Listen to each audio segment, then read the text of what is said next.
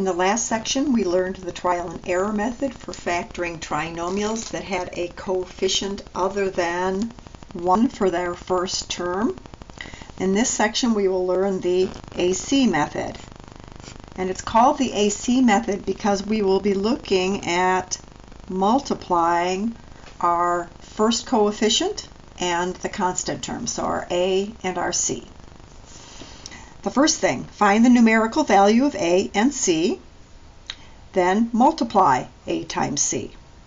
Find the factors of that combination, which have a sum equal to B. So you're going to multiply A and C, you're going to get a number, you're going to find factors of that number, and then you want the sum to equal B. Substitute the factored terms in place of the B term in the trinomial. So you'll be putting in, for instance, you'll have your ax squared, and then you'll have your factors of your AC and your other factors of your AC, and then you'll have your C squared term. So these guys right here will be put in where we have our B term. Then you're going to factor the resulting polynomial by grouping. So you need to make sure that you understand how to use grouping as a factoring technique. The first problem that we have here, we'll go through it completely together. Here is the equation, here is the polynomial.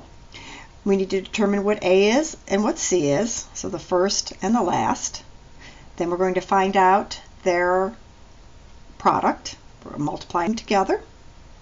Look for those factors of 12 in this case, and then look at the sums of those factors. And we want to look for the one that gives me a middle term of 7. So notice once the factors start to repeat, you can stop looking for factors. So we already knew that. We can go ahead and cross those off so that we don't need to really look at that either. Then you have the factors 3 and 4, and they have a sum of B. Substitute in 3 and 4 right here. Here's my 3, here's my 4. And instead of having 7x, I will have 3x and 4x, because that's what adds up to 7. Then factor by grouping. So we're going to group the first two terms together, the second two terms together. We have a common factor of x, factor that out. We have a common factor of 2 in this group, factor that out. And then this gives us our final answer. So maybe it's a little bit easier to understand the process in this one. It could take you quite a while, though, if you have large numbers here. That's when factoring using the AC method is not so nice. Alrighty, here we have a problem. We need to figure out what A is. Remember, A is the coefficient of your first term. And what C is. That is your constant term. And don't forget to take the sign along with it. We're going to multiply A times C. That gives me negative 12. I am going to be looking at factors of negative 12, and I want the sum of those factors to equal my middle term, which is 1. So listing my factors of negative 12,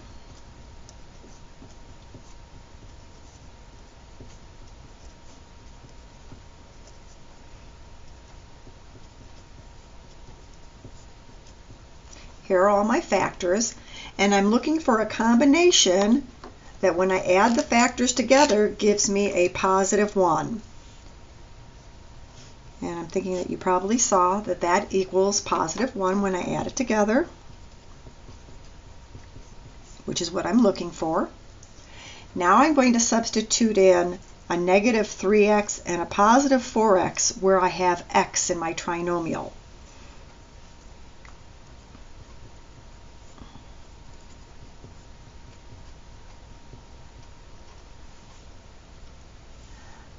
I'm going to then use this polynomial right here and factor by grouping.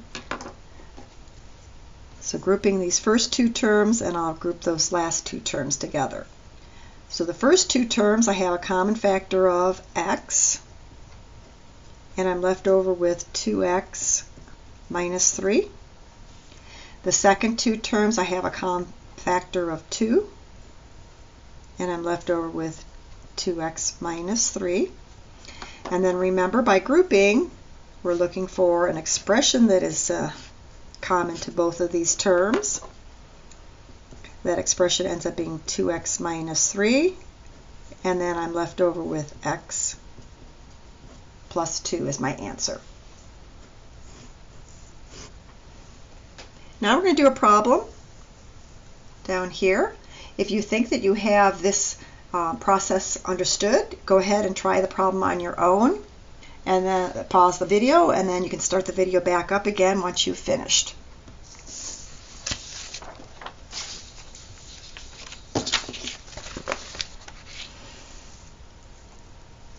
So again, remember, you're going to look at your A term and your C term, and you're going to multiply them together. So 10 times negative 3, negative 30. I will look at factors of negative 30.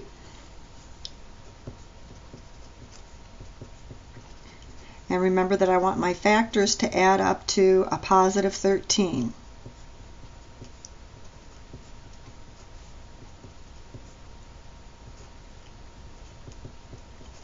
I'm going to stop here because I've already seen a positive 13 jump up at me right here. I see that negative 2 plus 15 would give me a positive 13. I will substitute in my polynomial, so I have 10x squared. Where I have 13x, I will be putting in a minus 2x and a positive 15x. Then I will factor this by grouping. I'll take the first two terms and the last two terms. The first group looks like I have a common factor of 2 and also x. That gives me 5x left over minus 1. Don't forget the 1. And remember, you can always go back and use your distributive property to make sure that you factor this little portion correctly. This next set of terms looks like I have a 3 that is a common factor. Then remember, I'm looking for the expression that is the same for both, and that's 5x minus 1, and I'm left over with 2x plus 3. And that is your answer.